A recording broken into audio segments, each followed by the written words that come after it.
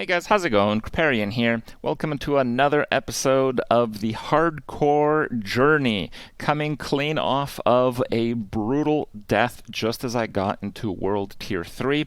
I am going to be talking about the general progress and questing strategy that I am going to have to employ throughout probably the first 50 to 60 levels of the game. And I think it's important to talk about this because this is exactly what some people are going to have to go through, with a few differences. Perhaps, depending on what you did in the previous season, when the seasonal content starts to come into Diablo, okay? So just to kind of have some gameplay in the background, this is maybe about 6 or 7 levels after the last time I showcased some of the footage, but if you want the full content every single moment of the hardcore run, you guys can check that out on the second channel, Casual Kripp. Now, to continue, it is going to still try to be a pure minion necromancer, generally a golemancer, I would say, and I think those goals will continue. As far as the renown grind, here's where we are to catch you guys back up. So this is the second necromancer I played on hardcore.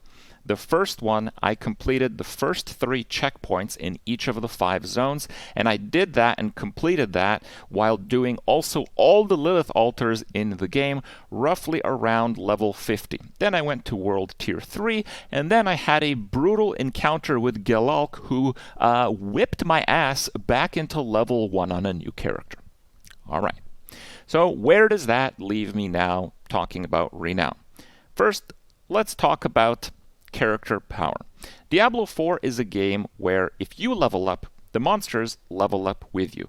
Monsters are your level or some form similar to your level. As you're seeing now, I'm in a stronghold. Strongholds are your level plus 2. And this is going to be the same in Helltides. Some zones are going to have a level floor. Outside of those mechanics, everything's just about going to scale to your level other than Nightmare Sigils, which, do make up a fair amount of the gameplay now, thankfully, with the teleport mechanic. So what that means is it's really hard to get stronger. When you level up and you put a skill point and you get an extra level on your curse or whatever else, you're not really getting that much stronger. When you level up, the mobs are going to get 10% stats. I don't know what it is, but it's probably around there, honestly. About 10% stats, let's say. But you're not getting 10% stats when you level up. So the way that the game works is when you level up, your character gets a little stronger, but the mobs get even stronger than you get. And you make up those differences occasionally when you upgrade, one hand, the gear of your character. Paragons, that kind of stuff, maybe, really big points in the character. Sometimes you unlock an ultimate skill, or you're just the skill that you're building your character around. Unlocking that might actually give you more, or in some cases much more than 10% of the power difference that you lose when you level.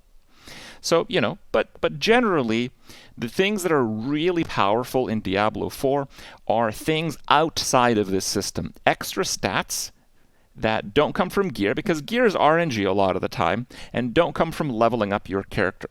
So each of the 5 zones, each of the 5 acts, let's say, they have 5 different checkpoints for renown. And you have to get a total of 2,000 renown to hit all of those checkpoints. Now, if you're playing hardcore, and you do all 5 checkpoints in one zone, and then that character dies, well, you still have all 5 checkpoints. So even though on your new character you'll have 0 out of 2,000 renown, you'll have all of those rewards. You'll have all of those Lilith shrines as well. But if you do what I did, where I completed 3 checkpoints in each of the zones, and then I died, when I make a new character, my renown, even though I have the first 3 checkpoints worth of renown, my renown is 0.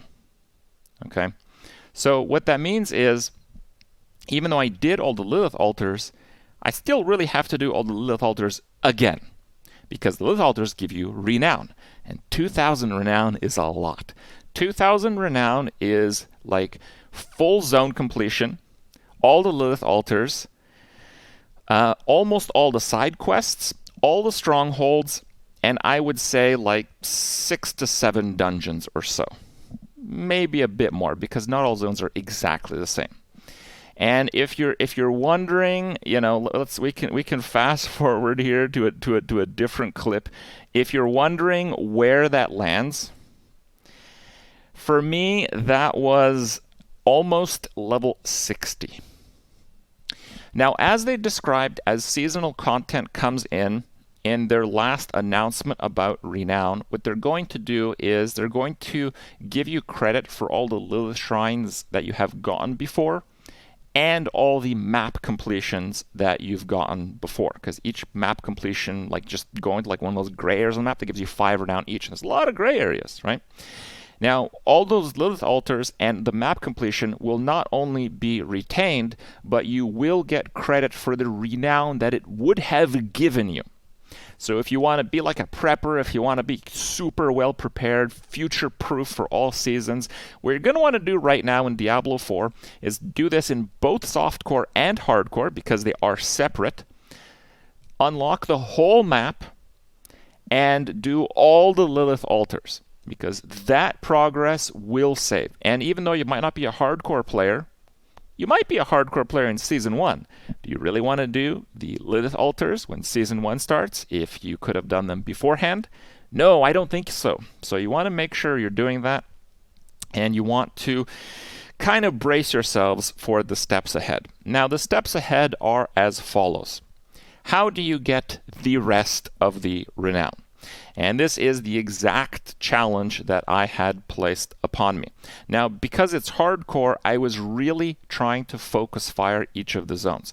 If you have a fresh account, you actually want to get the first 3 in each zone and then do like the Lilith altars, because that gives you that character power that cheats the leveling system like I've been talking about. But after you've done that, or if you've already done that on a different character, the best thing to do is to just focus on one zone completely and do as many side quests as possible. The reason is a side quest gives you 20 renown and a dungeon gives you 30. A dungeon will give you much better experience for the time that you invest, but a quest will just be completed way faster. And there is one really big thing here. Just fast forward a little bit more, why not? The really big thing with quests is that there's a maximum of 20 quests at any given time. And don't ask how I know, but I know that that is unlikely to ever be increased, because it has to do with inventory sizing for like quest rewards. There's a quest tab in your inventory, so there's a lot of issues with that potentially, and I don't think we're ever going to have more than 20 quests in your quest log, in your journal, at any one given time. So the best thing to do for renown farming, and this is something you're going to want to do when the new seasons come out, 100%, is really focus fire one zone, one act, let's say. Now, because your character is going to be level 1 when you start off, that'll probably just has to be, the starting zone. But probably by the time you finish one zone, you can have your pick at any other. So what does this all mean? How do you do that? The best way to do it is go out and get all the different quests that you can from that one zone.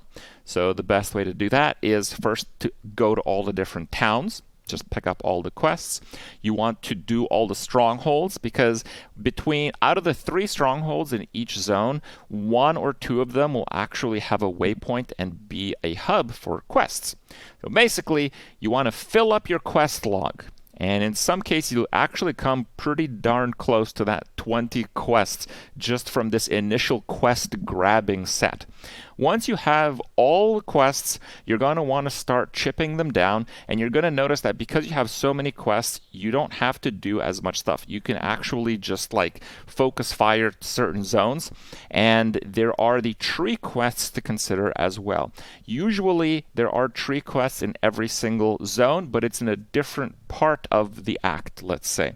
So you want to try to do quests in the areas where there are tree missions available. The tree missions are going to give you really good experience, and maybe not for like endgame, but for a leveling character, it's going to give you some of your first few powerful items, some of your very first few powerful legendaries, and that's going to allow you to give you a lot of character power.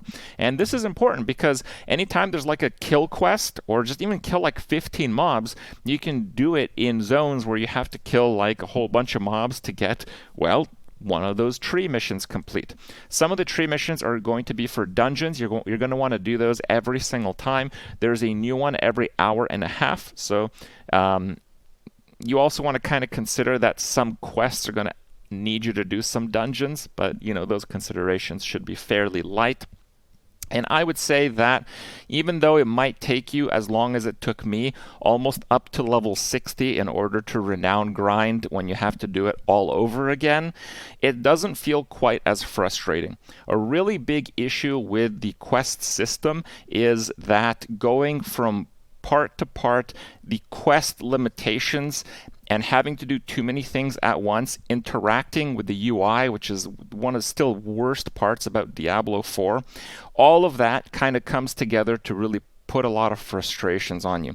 But if you really try to focus fire quests in one single zone and ignore the rest of the game, you'll notice that the quests are actually not too bad at all and fairly rewarding. I would say the experience rewards are pretty abysmal, but yeah, I think for a time investment to unlock those Paragon points, it definitely is worth it in some cases, and for future hardcore excursions, I would say it would absolutely be worth it, because once you're level 50, you really need to get those extra Paragon points, because getting 4 Paragon points from like the 2000 renown reward in each of the zones, that is a whole extra level, but it's not a level because those mobs are not going to be scaling with you.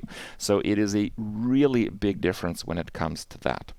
Now, the character ended up shaping up to what it kind of I wanted it to be, but a little bit more into World Tier 3. I'm not yet using an ultimate. This is me doing the Chapel of Light, a Cathedral of Light, to try to unlock World Tier 3 again.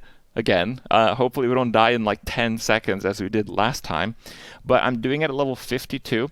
At this point in the game, I had completed 4 out of the 5 zones fully.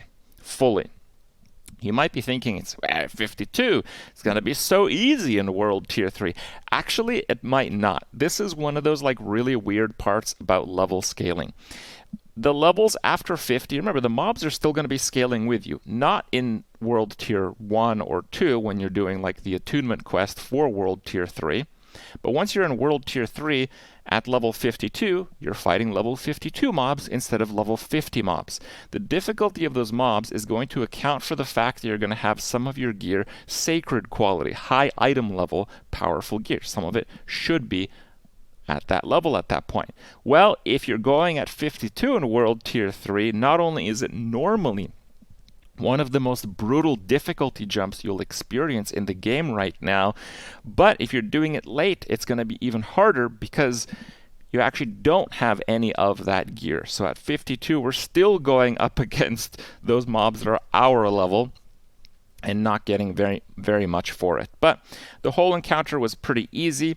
Immediately jumping into World Tier 3, you can kind of see that it unlocked the Renown rewards, and this is like a big sigh of relief for me, because even if I die 10 seconds into playing World Tier 3, I have fully completed 4 out of the 5 zones or acts, and I have the Paragon Point reward for it.